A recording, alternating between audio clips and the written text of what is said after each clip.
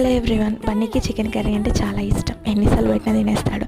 Chicken curry with bagara rice and white rice అనే option ఇచ్చాను. Bagara rice select చేసుకున్నాడు.